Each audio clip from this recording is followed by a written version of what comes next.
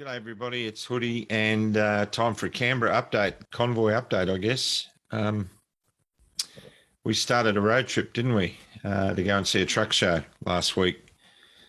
And we had no idea what was going to develop, but what has been developing is pretty monumental. I've got some conclusions which I'll share with you towards the end. Before I do that, I want to share some logistical stuff with you that's been brought to my attention. Sadly, last night we left Canberra to come back and get surgeries done, which we can't put off because we live in a country where you can't guarantee that you're going to be able to rebook, you know. So we're almost home. We're just north of Port Macquarie at the moment and staying with dear friends who've given us their hospitality. But after seeing what happened at the campground today in Canberra, we just wanted to turn around and come back. That stuff isn't good, but we had to expect it. I think the coverage from some of the guys who were streaming it was great. Cafe Lockout, Michael Gray Griffin, you're just a treasure, buddy. And, you know, you don't go after all the big stuff. You love just talking with the people and getting their stories. And you were Johnny on the spot there. And I love the courageous way that the graceful way that you confront the police. But what we saw today was just pitiful. Before we go into what we saw today, I want to tell you what we saw yesterday. Yesterday was a horrendous day. Started out in the morning for us, at the top of Anzac Parade in front of the War Memorial. We held a memorial service for the Anzacs, basically to reiterate that they died for our freedoms, but also to pay homage to them and apologise to them for the way we've collectively as a nation thrown those freedoms away for a cafe latte and smashed avo on toast. And so I conducted a memorial service there and we had a bugler there to play the last post. It was very reverent.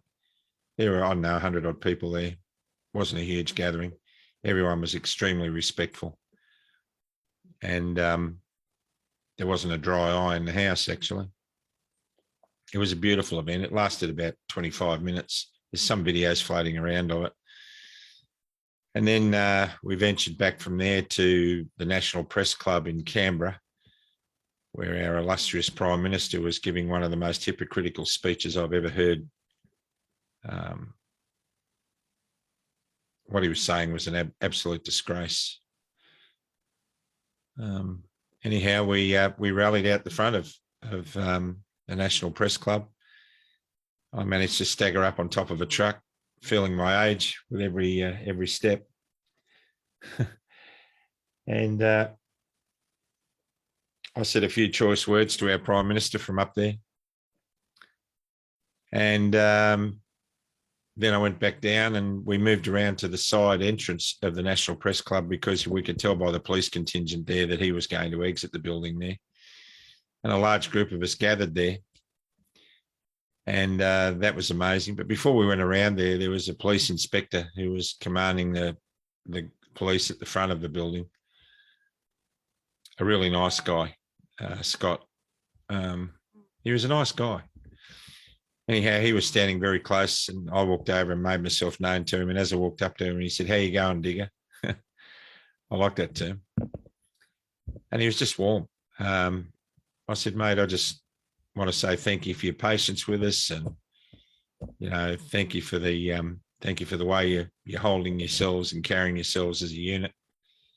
And we're not here to cause you any trouble. We're actually here because we believe what we're fighting for affects you too." And he said, "Yeah, I get it, guys. You got to beat your spleen. I understand that. You've got no problems with me. As long as it's peaceful, we're fine." And that was great. Then I got up on top of the bus, on top of the four-wheel drive and made about a 15-minute speech castigating the Prime Minister. I got quite emotional knowing that he was so close. And I hopped off the bus and I went over to Scott, the police officer again, and the inspector, and I said, "Is there any chance you can get me to the door and get a message up to him saying that if he wants to talk to somebody who is happy to speak from the group outside, that I'm happy to talk with him privately. And he said words to the effect, you know, that won't happen. That's not going to happen. It just won't happen. He doesn't want to talk to you. You know that. Well, the reason he doesn't want to talk to me is because he doesn't have the courage. He doesn't have the courage. So anyway, we went around to the side entrance where it looked like it was pretty obvious that he was going to exit. And I positioned myself with John Larter at the curb of a U-shaped police cordon that was set up for him to be able to come out, turn left and get away from the building as fast as he could. I don't know, there were maybe 200 police there. They had the dog squad there. The dogs were very agitated. And the police were elbow to elbow. And I walked up in front of two young officers facing the entrance so that Morrison would see me the minute he drove out.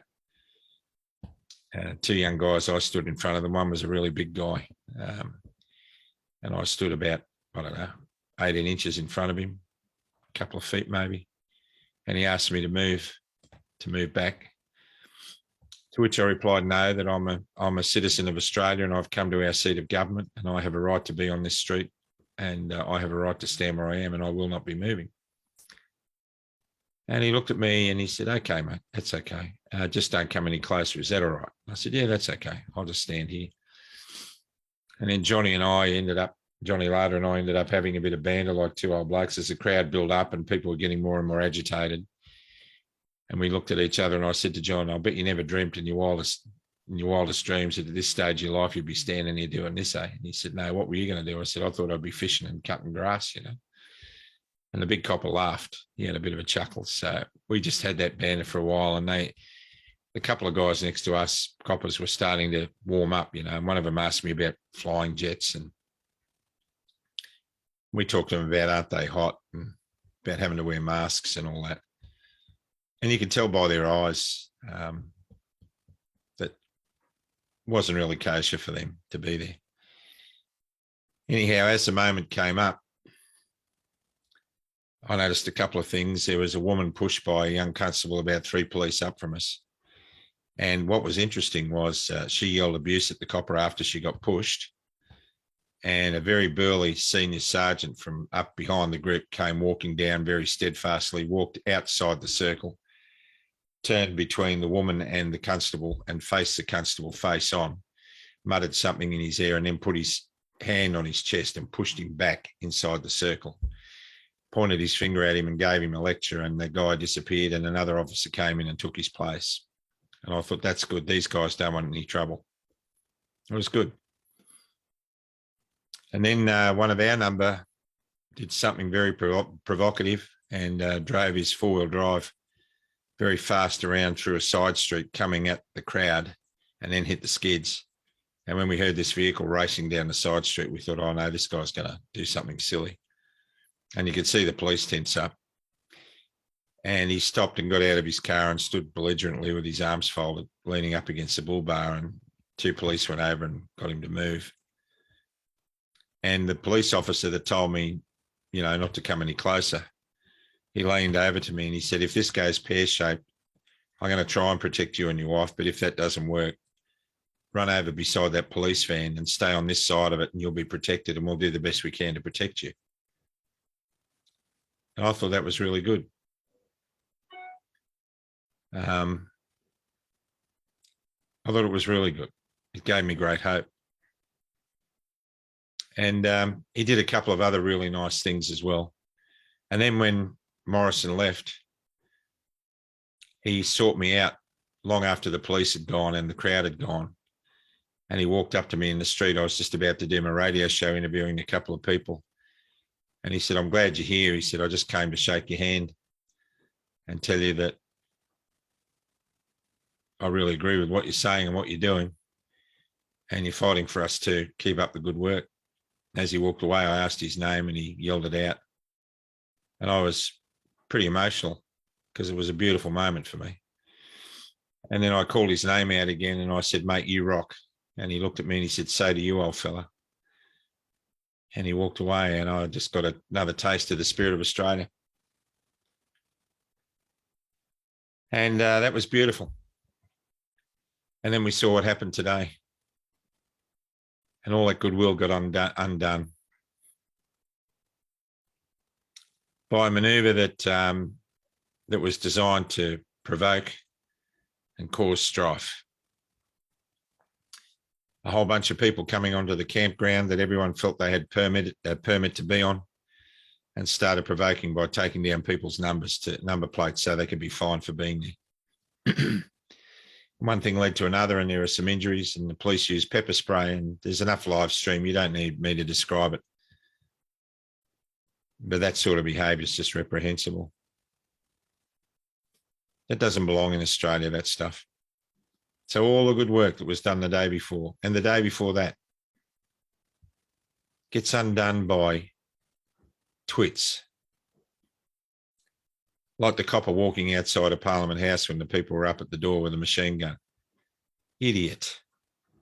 Why do you do stuff like that? You know, but at least the other police had the common sense to yell at him and tell him to go back inside. I mean, you know, these guys have been watching too much television. But I can tell you by looking at the faces of the young constables that we were standing up near, half of them didn't want to be there. You could tell that. You could tell. So what happened today was reprehensible, and those police officers need to hang their heads in shame. If you're doing that to earn a quid, and you're earning the quid, the people you're bulldozing and pepper spraying are there because they don't earn a quid because they're not allowed to. So shame on you. And I hope your brother officers tear a few strips off you. Whoever was commanding that operation was an idiot. No sense of community policing, no sense of command. There's no way any commander in his right mind would have done what he did there today. It was just over-dramatised. It was stupid. And what, just to take a few number plates? Anyhow, so where do we stand with the police in Canberra? We don't know. The AFP have always been, I remember when they used to be called the Commonwealth Police. Anyhow, they're the Australian Federal Police now. They've always been pretty good, laid back. And I thought that was the case yesterday too, but today they've had a mood swing. Probably because I might have upset Barnaby Joyce when I yelled at him yesterday. So where does that leave us for what's coming up? Well, we'll talk about that in a minute. But having mentioned Barnaby Joyce, I've been criticised for yelling out at him on the megaphone and calling him a mongrel dog. That was irreverent. And I tell you, based on his behaviour, I happen to agree with you. It was irreverent, and I do apologise for that. I do rate mongrel dogs a bit higher than associating them with Barnaby Joyce. Some have said to me it's not Christian to do what I did, that I've been preaching for everyone to treat others with respect. But respect when it comes from a public figure must be earned. Must be earned. And he's done nothing to bathe himself in glory, that man. And he's our Deputy Prime Minister. But what he did yesterday deserved the label. Because when cars were driving out and getting away swiftly, Barnaby decides to make a grandstand exit. So with all the media watching and the mainstream media filming, Barnaby decides to walk out into the street where the protesters are and parade up and down the street like a glorified clown under a big hat. He was doing that designed to provoke and to show the mainstream media what a courageous man he was. But was he courageous? He was flanked by 200 police officers. Nobody could get anywhere near him. And I beckoned him to come and talk to me. And I knew he wouldn't because he doesn't have the backbone for that sort of thing.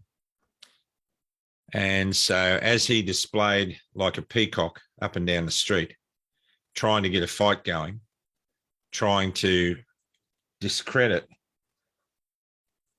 those freedom fighters who were there in front of mainstream media who would have loved to have seen that and filmed it and reported on it, he did what he did. Now, for that kind of behaviour from the Deputy Prime Minister of Australia, the man who's designed to lead this country or is elected to lead this country in the absence of the Prime Minister, which could have been any day because the Prime Minister's been absent for years. Do we want someone like that in control? Do we want a circus clown in control of our nation? So for those of you who think it was irreverent for me to say that to Barnaby Joyce, and they said it wasn't Christian for me to say that, I'll remind you that Jesus referred to the Pharisees as a nest of vipers. So I don't think referring to a clown is meant to be helping to run this country as a mongrel. I don't think I need to apologise for that. And I think if you were there, you would understand. And many have seen my anger yesterday and said, you're not practicing what you preach. Righteous indignation. I'm angry. I wouldn't be down there if I wasn't angry. I made the video because I was angry. And I'm still angry. But I can do it peaceably. So if I've offended anybody by what I did yesterday, then I apologise. And if you're criticising me for an armchair in Sydney or Brisbane or Melbourne, get your bum out of the armchair and get to Canberra. And when you're standing there in front of these people and with your fellow Australians, and you've experienced that for a little while, then come and criticise me. Until then, keep your opinions to yourself with due respect. Because this is where we're at. There are convoys heading for Canberra every day, and that crowd is going to grow. I heard of a 25 truck convoy that's left Rockhampton and will be there probably tomorrow. We get to Canberra, we win this, but only on a couple of provisions.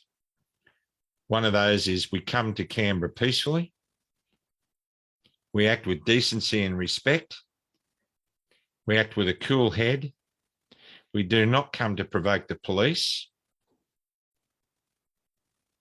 we treat the police as they should be treated. It's hard to say with respect after what they did today, but there comes a time when you're up against a Rottweiler that you have to respect it and keep your distance. So do that. But know this, you are an Australian citizen, you are heading for the seat of government in Canberra, and you have every right on a federal highway to do that, and you have every right to be in your nation's capital.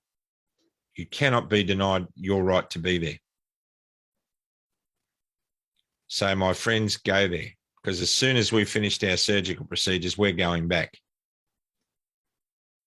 And I've got friends on the ground there now, and I've got friends who left there yesterday who are coming back tenfold over the weekend, and it's going to get bigger and bigger and bigger. Now, okay, you may not all be able to camp around near the National Library where the group is at the moment. Who knows where you'll camp, but it doesn't matter. Come well provisioned. Bring some clothes and all the other basic requirements you need to. Know that there's a lot of food and water being donated. A lot of goods and chattels are being donated. And there's some cash floating around for people who need it to cover the cost of their fuels. I know that. There's people giving money all along the way. But from what I'm hearing, Michael Gray Griffin said today, from what they're hearing from the police, there could be roadblocks. There could be some impediment to you entering Canberra. So it's suggested, and it's up to you, but it is highly suggested if you're travelling a long way, that any paraphernalia you have on your car or any slogans painted on it or anything, flags, etc., clean them all off, put all that stuff in the boot of your car and come in incognito. Then when you get to where everybody is, then dress your car up, then get your rally gear out and start fighting for freedom. And I don't mean fisticuff fighting, I mean having your say, being present when things are happening. Now, I've been in contact with some people who've contacted me after the last couple of days inside Canberra. And I can tell you that if we're there in number when Parliament resumes, and they're sitting for 2 weeks, and I think that starts next week, if we're there in number, then there is a bunch of people who occupy the chamber who are elected who are going to come out and talk to you. Now, this is a big move because once a few of them start coming out to talk to you, I reckon there may well be a domino effect. And if that happens, it's a whole new ball game. So, what do I think about this venture in Canberra? Nobody seems to be organising it, but you, the people. It started from an initiative from a truck driver, a couple of truck drivers perhaps in WA who said enough's enough. And as a result of that, a whole bunch of other people said enough's enough, me included. So we're going to the seat of the garbage we've been living in for the last 2 years, and we're going to tell them that enough is enough. I know for a fact that Scott Morrison is on the ropes. He will not win the next election. I know for almost certainty that if he doesn't win it, then Anthony Albanese will and become the next Prime Minister, unless something drastic happens. If Anthony Albanese becomes the next Prime Minister, I ask you to look at the state premiers that are causing the most grief in the country at the moment. I'm talking about McGowan, Andrews and Palaszczuk. They're all Labor. So if they're an indication of what Labor government has in store for the people of this country, then why should National Labor be any different? A vote for Albanese is a disaster. But so what happens if he becomes Prime Minister? Well, that depends on how you vote in relation to the minor parties and the independents. Because if we've got enough people in the right places, then they've got to seek our approval for pretty much everything that goes down. And that's a whole lot better than what we've got happening now. Isn't it interesting how Jackie Lambie seems to be very quiet? The lady who you would have thought would have been the champion for what's been going on with the people in Canberra at the moment seems to have had some kind of a mental aberration and has now painted herself into a corner. She's not the people's fighter anymore. A lot of people have shown their real colours.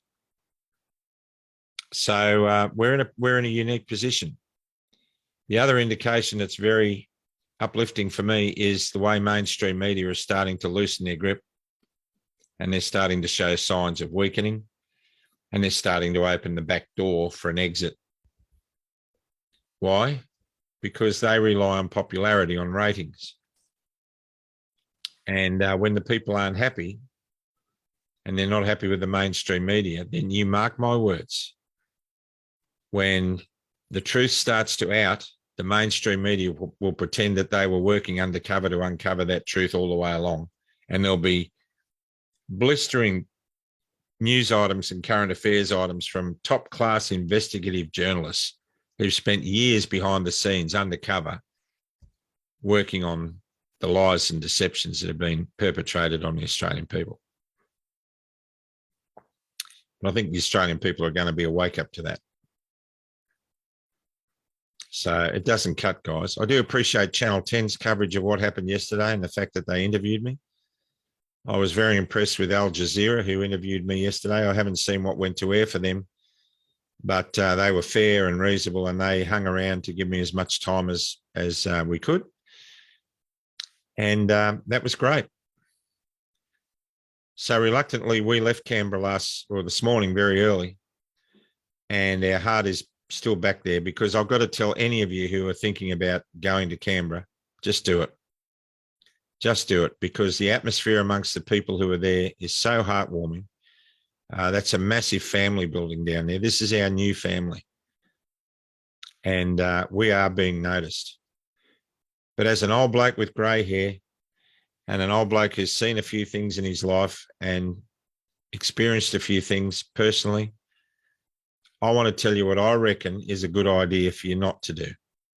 And it's up to you, because you're all angry and I understand your emotion.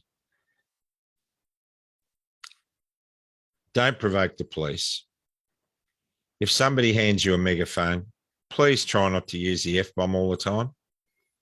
I know it's part of everyday common language, but I find it offensive on the ear for me. And a lot of women do, especially the elderly women who are there. And I interviewed a couple of elderly women this morning who have been attending these rallies, and they're beautiful ladies. There's no need for that kind of language. So let's try and limit that language. Let's try and present ourselves as respectable, firm and angry, yes, but respectable. Don't countenance any violence. I saw a Trump flag, make America great again, and so did the media. I understand the sentiment, but I don't care whether America's great again or not, to be honest with you. I'm an Aussie. I want Australia to be great again. So think about those kind of things. Think about any kind of behaviour or symbolism that can be amplified by mainstream media to make everyone look like crackpots. It's not going to win. The more respectable, the more compassionate, the more caring we are. Even though I called the PM and the Deputy PM mongrels yesterday, I still offered out an olive branch. I offered for Barnaby Joyce to come and talk to me, and he wouldn't. So that's where it's at. If we play the game that way and calmly go about our business, we will win. As sure as I'm sitting here, I can taste it. And what does that win mean? It means we all get our freedoms back. Even the people who've been jabbed, who don't even consider they've lost their freedoms at the moment, but they are, and they have. We all get our freedoms back. We get our country back. We can start having a normal life. We get our jobs back. But we get a different normal. A normal where people really matter and where we're compassionate and caring for one another. So that's where we're at the moment. We're going to get back there as soon as we can. We've got some recovery to do from surgeries when we get them done next week. But just please be safe. Please keep going to Canberra. Don't let the police antagonism of today turn you off. If you don't find your way into the city, then you can camp outside the city. There's places you'll be able to stay. There's plenty of food and water going to be available for you. Just be prepared and come prepared. And if you have to leave, you leave and you come back again. But we have to keep returning to our seat of government. We must. Now, I don't know what's happening on Saturday, but I have heard that there is an attempt to get people gathered at 11 o'clock around the old Parliament House. I'm not sure whether that's going ahead or not. Papers have been served on the Governor-General. Notice of prohibition has been served on the Governor-General. He has accepted receipt of that service. And I believe we want to get a photo opportunity with as many people as possible to support that service on the Governor-General, because they need to know that the Australian people are taking this seriously. So whatever guidance, whatever instructions you're given about that, I won't give them to you now because I'm not going to be there. Regrettably, I'd love to be there. But the people on the ground who are setting all this stuff up, follow them, get involved in the social medias, keep an eye on what they're doing. I know it's disjointed. I know it seems fragmented, but it's working. It really is working. This is your movement. It's the people's movement for the people's freedom. So let's do it let's keep ourselves nice. I know I'm old-fashioned, but I reckon it'll work. Or don't. It doesn't matter. We just do what we do with what we got. Anyway, lots of love to you all, and let's have a prayer. Dear God, Father in heaven, we praise and honour you, Lord, and we ask you to be with our people in Canberra and those on the road travelling, Lord, that you would keep them safe and bless them. Father in heaven, what a blessing it was to be there amongst family. And what a blessing it was to see their faces and see the pride they had in their attendance at the rallies and what they were doing, and they felt like they were part of something, and their everyday mums and dads, Lord, and you brought them there. So, Father, if you brought them there, protect them, keep them safe, and keep them nice. And Lord, if we follow your basic principles of life in this situation and we find ourselves in, we will win. In fact, Lord, I reckon we've won already because of what this has created in the new tier in Australia. So may you, Lord, protect your people, watch over them, keep them safe, For goodness sake, we pray, Lord, that you will inject some common sense into the police and those who order them around, and that some of those police will say, hang on, this is stupid. We don't want to go down this road anymore. They are meant to serve us. And by what happened today, they were not serving the people of Australia. They were serving someone else. So, Lord, guide and lead us is our prayer. You love your people. I love your people. We are one and we are many. And from all the lands on earth we come. We share a dream and speak with one voice. I am, you are, we are Australian. I stand, you stand. I fall, you fall. God bless you. Stay out of the trees and hopefully talk tomorrow. God bless. Good night. Keep safe, guys. Wish we were there.